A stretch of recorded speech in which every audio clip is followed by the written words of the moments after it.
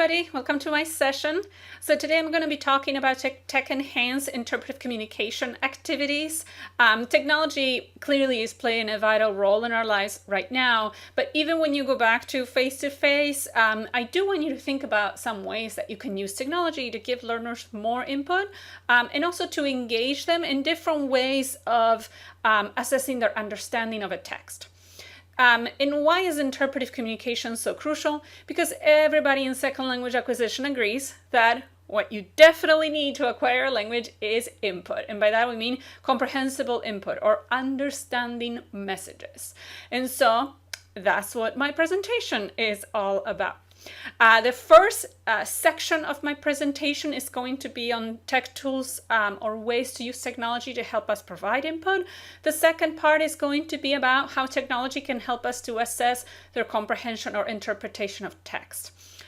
Please notice I'm using comprehension and interpretation almost as synonyms. I understand ACTFL makes a distinction, but technically when we comprehend, when we understand, is inevitably our interpretation of that text. And then when I say text, don't think that I'm only talking about reading. A video can be a text, a song can be a text, right? So think of text in a more broad way. Okay, so let's start with the first part, which is technology to provide input. One use of technology to provide input that I really like is the use of screencasting, which I'm doing right now, but not just for listening, actually for reading. And what I do is I create video readings for my students. Video readings would be the student can see the text on the screen and they can hear me read the text out loud. Why is this good? Well, bimodal input, which means that it's both written and oral, has pedagogical benefits. The students can more clearly see what the words look like written down and what they sound like.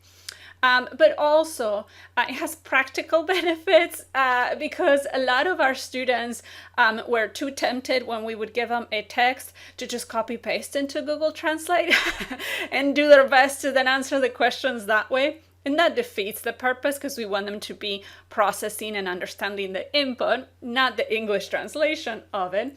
And so in a video reading, they cannot do that, right? They can't just copy paste. And I know that some of you suggest things like, well, use an image, right? Take a screenshot of the text. The problem is that doesn't work with screen readers. However, a video reading has both the visual and the oral already in it, so you don't have that issue anymore. How do you do a video reading is actually quite simple. You create a reading, you can then adjust it to the level of your students, and you type it up on a PowerPoint or Google slide. Keep it super simple, white background, black text. It's not about, the visual. It's just for them to look at the language. And then the screencast, which is what I'm doing right now, microphone, and just read it out loud. It really doesn't take very long. And then you can add questions and Edpuzzle. So you're using Edpuzzle for reading comprehension. It's just another way of using Edpuzzle. And I'll show you an example. So here you have an Edpuzzle of one of the readings for one of our courses. So I created this using Camtasia, which is not free, but it's one of the best investments I've made. There's other programs you can use for screencasting. Una encuesta reciente reveló varias tendencias importantes. Okay, so I'm not going to play the whole thing for you. As you can see, the students just see the text and then they hear me reading it out loud. And then they have questions, right, that they encounter as they move along the reading. And so after reading just the intro, the first sentence, I ask them a question. And one thing I'll say is my Edpuzzle questions, I don't like asking things that are just matching exactly what I just said or matching exactly a sound or a word.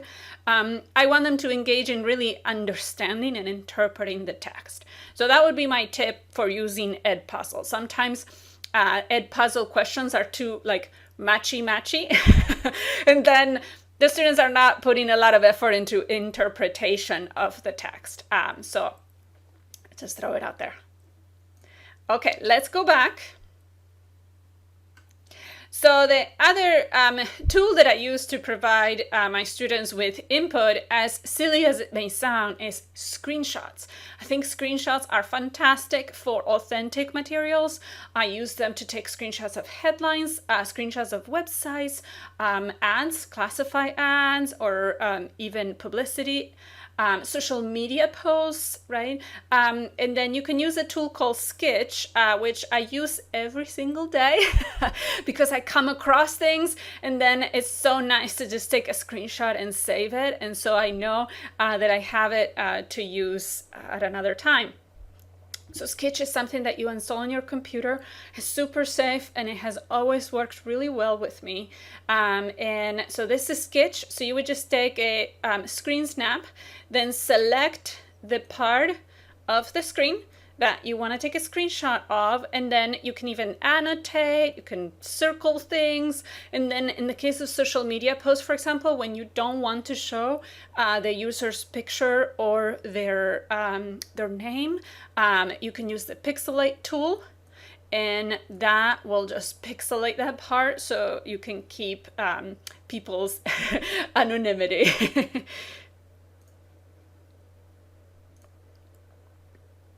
Okay, let's keep going.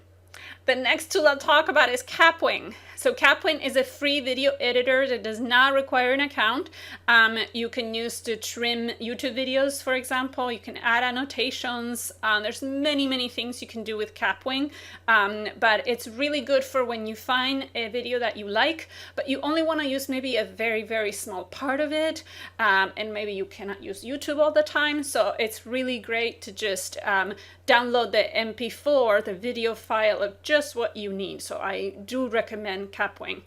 For long videos, it can be a little slow, but if you're patient, it does work really well. Another way of providing learners with input is to create your own comic strips or graphic novels. Sometimes I recruit students' creativity, and so the more advanced students can create comic strips or graphic novels. For the less advanced students, I think, or sometimes heritage learners can do it for other students, for second language learners. So I think it's a good way to give them input in a different way, right? Not everything has to be a text or a video, right, in the more traditional sense. The best tool to create a comic strip or a graphic novel is, without a doubt, storyboard.com. And if you go straight to the storyboard creator, you can start creating things without an account. And then once you are done, you can just take a screenshot. So you don't even need an account to save your creation. Now, if you go through Storyboard and want to save it or want to download it, yes, it will ask you to create an account. But again, if you just take a screenshot of what you created, then you don't need an account. Okay, the other tool I'll talk about is Flipgrid. And you might be thinking, but wait a minute, Flipgrid is for presentational speaking, or Flipgrid might be for interpersonal maybe. So the way that I use Flipgrid is not for the students to talk, it's for me to talk. And so the students post a question for the instructor.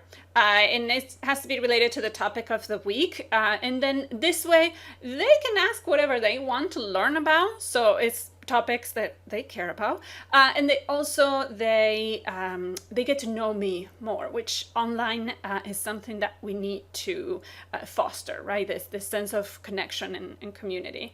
And so I respond. So when I respond, I can tailor the message to the level of my students. And then the students listen to those responses and they submit a report. An alternative to that, if you don't want to be the one responding, you can always ask a guest speaker to respond to students' questions. And of course, you can choose who the guest speaker is.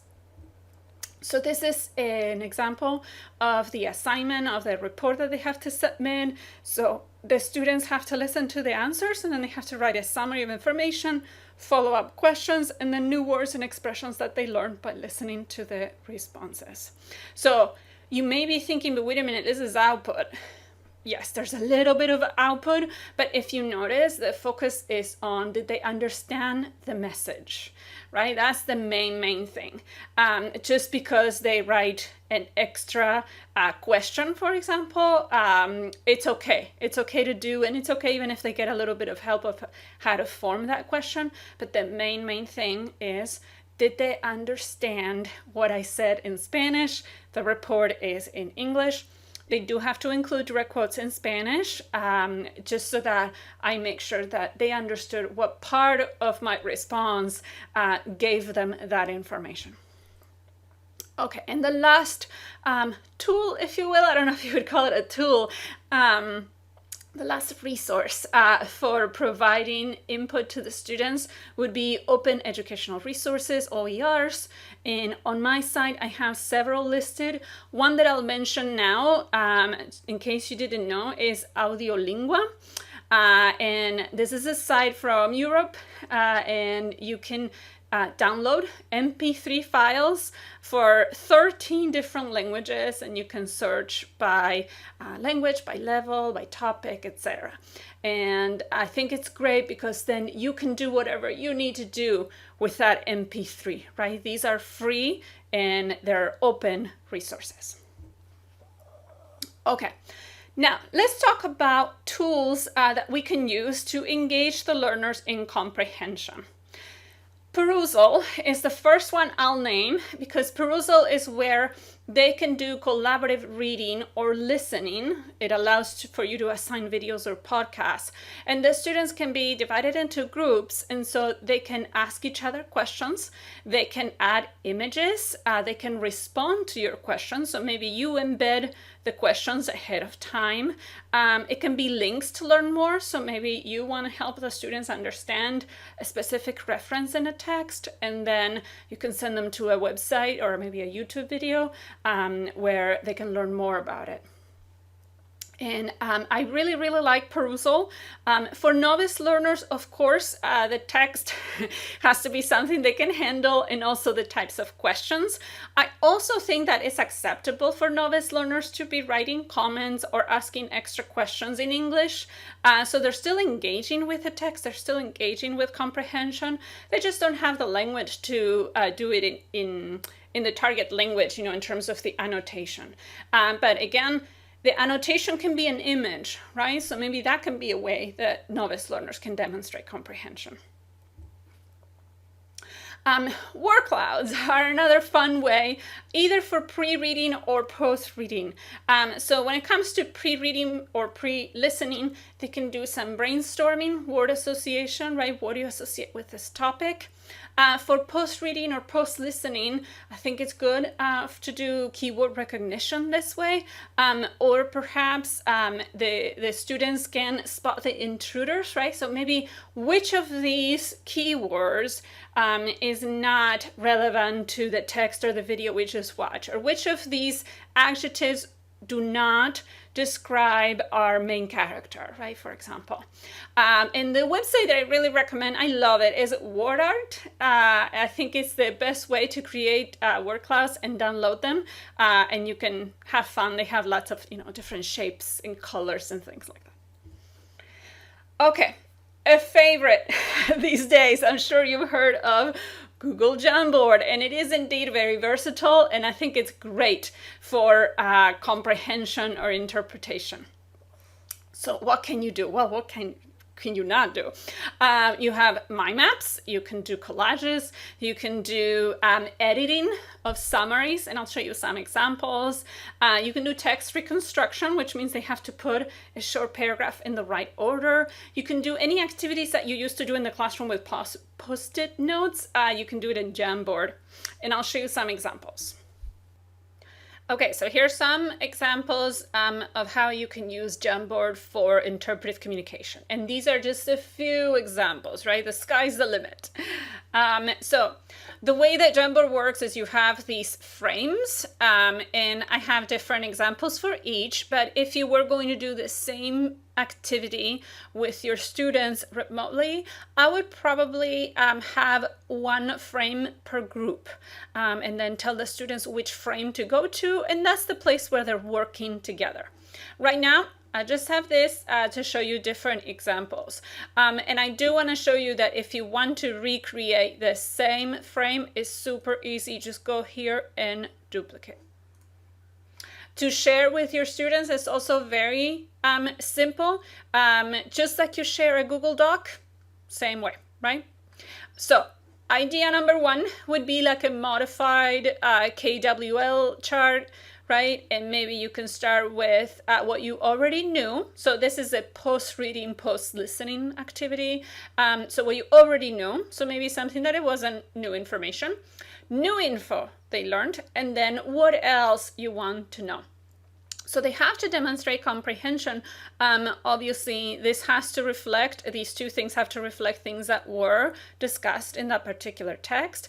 But then what else you want to know, that's where you go beyond the text. But at the same time, if they put a question here that you know the text answered, well, that means that maybe they didn't understand it fully, right?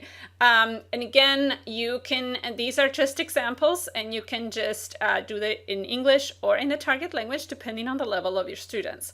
To add a little sticky note is super easy, right? So here you have the little sticky notes. They can choose the colors, right? And then just click save. So it's very easy to use. The other idea would be to use Jamboard for brainstorming or word association, right? Mind maps like this, where you would put the topic of the text, and then from there, the students draw, right, more nodes and things that they associate, not just with the topic itself, but maybe some subtopics of that. Text reconstruction, as you can see here, it is in Spanish. That's the language I teach. So here you have different sentences that form a paragraph, and they have to put it in the right order. So they would basically just drag things around and figure out, I'm thinking this is probably the first one, right? And they would just drag the sentences around to put them in the correct order.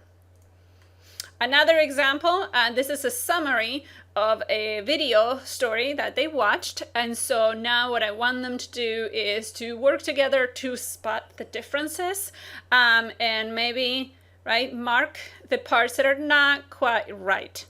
If you want, you can also have them corrected, if you will, but at least they can work together figuring out how to spot the parts that are not accurate. And then with post-it notes too, you can just go back to ordering. Let me go back to here. And so here you have to put the post-its in the right order, but there's a twist. Some of these are not accurate for the story. So they have to know not only the order, but whether that makes sense for the story or not. And then I tell them that if it doesn't make sense for the story, right, if that's not part of the story, they can just edit and change the color of the post-it, and that way they know that that one doesn't belong. Another idea of what you can do in Jamboard would be a very sort of basic infographic type activity where the students are summarizing the information from the text and then adding icons that go with it. Yes. Are there other things that you can use? Absolutely. You can use PictoChart, right? Canva, so many other tools to create infographics. But sometimes the students don't want to create other accounts. Sometimes the students are not patient enough with that. So this is a fun way for them to work together and easy, right? We want to keep it as easy as possible for the students. And to insert a picture, as you can see here, the students can even do a Google image search directly from Jamboard. So then it's super easy for them to find icons and then type the text.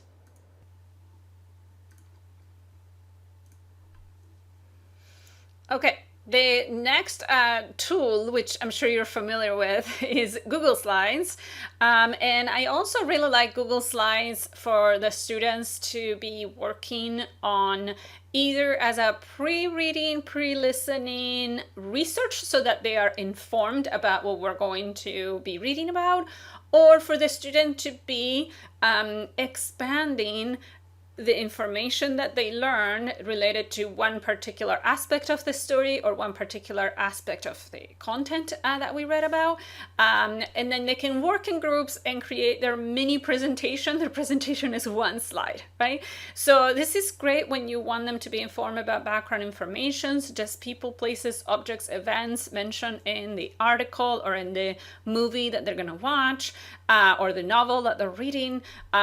And it can also be good, as I said, for expansion, right? So maybe everybody focuses on a different character, or some of them focus on a different place, or the who, when, why, what of a story, right? And so each group gets a slide, and you can pre-assign it, or they can claim it by writing their names on the notes section. You know, the notes are for presenters on the bottom of Google Slides.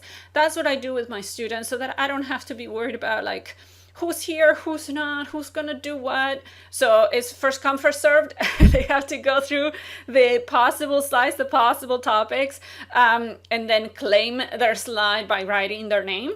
And then they work on things and they put together their slide. And then as we all go through the slides, each group gets their turn to be talking about the topic of that particular slide. I have a couple of ideas of more creative ways of doing comprehension or interpretation. One of them, which the students always like and they get very creative with, is to create a movie poster based on that event or based on the novel or the short story that they read. And you can use Canva or Adobe Spark. They're both really easy to use, and they have movie poster templates. And so some of the things we ask them to do are things like they need to have an alternative title, obviously images, a little slogan that goes with the movie, some of the critic reviews, like just little snippets of it. And so the students have to demonstrate a more holistic understanding of that story or that novel and create a movie adaptation of it. To share with the class, I like Padlet because it's so easy for them to be uploading their images. And not just that, but also other students can then rate the posters, can comment on the posters, and you can even expand it and have them write a review as if they were the critics of that movie. And so maybe they have to use one of the snippets of a review in the poster and expand it. Another creative way of assessing comprehension would be for the students to create a texting exchange between two of the characters. Obviously, this works better with fiction reading or movies, right? Short films, things like that. You can use iFake text message and just take a screenshot of it. Don't download, so there's no security risks. So once again, screenshot and then save it as image. And once again, they can share on Padlet. And you can have other students, for example, guess the characters, right? So if there's multiple characters in a novel or in a short film, who is this exchange in between? And then continue the conversation. So maybe they read the texting exchange that their classmates created, and then they have to continue that conversation. What else would the characters tell each other? Now, if you teach more advanced learners, you will want the students to be discussing readings or discussing videos. And then how do you do that, especially when they're in breakout rooms? How can you do it going beyond, here's a list of questions for you to discuss? Well, one way of doing it could be a snowball, right? So we start with 10 groups of 2, then you recreate the breakout rooms into 5 groups of 4. So they have now more people and they've had a chance already to talk about it, but maybe they have different points of view, right? So now they have to listen to each other and keep exploring that topic. and then maybe 2 groups of 10, right? So now there are a lot more people, and they have to keep the discussion going. The fishbowl discussion, this is where you would assign roles in terms of who talks, who observes. So you give them some time so that some students are talking and maybe 2 students are just observing and taking notes. Then back to the main room, maybe they report on things that their classmates talked about, and then back in groups to discuss a different aspect of the reading or the video, but now they switch roles. Obviously, the people who first observe are going to be talking now. Other ideas would be like a lightning round, where you show one question or one aspect of the reading or video that you want them to discuss, and they have a limited amount of time. And you, the instructor, you control when they move on to the next question. So instead of a list of questions and then the students go all over the place, you control the pacing of the discussion and what you want them to focus on one at a time. And you can easily do this with Peer Deck because the students can be in breakout rooms, but you control the slides. So you advance the slide and everybody sees what the new topic or the new question is. And another idea would be the 5 minutes of fame, where each student in a group poses a question and then moderates the discussion for 5 minutes, and then it's somebody else's turn. Again, this is more if you do interpretive communication activities with more advanced learners who need that extra help in getting the discussion going, that practice in getting a discussion going. The last thing I'll say is connect, ask, and share. These were just a few ideas that I shared with you, but there's many more, and I have limited time to share them all. ACTFL has a free forum that is called the Language Educators Community. You don't need to be an ACTFL member, so you can join and then post messages there and ask others for more suggestions. There's the LLTI listserv, so you can send an email to that email address I have right there, and then you can be part of that listserv, and it's all about technology. So you can ask more questions and get more suggestions. And last but not least, we have a Facebook group called Technology for Language Teaching and Learning. And if you join, it's not a group associated with any business, any educator in particular. It is open, and we welcome all sorts of questions and all sorts of suggestions.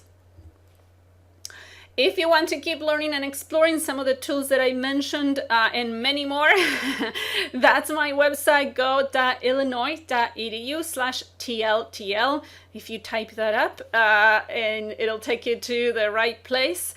And if you have suggestions for things that I may want to add to that site, please do email me. My email is provided there, and let's stay in touch. Thank you.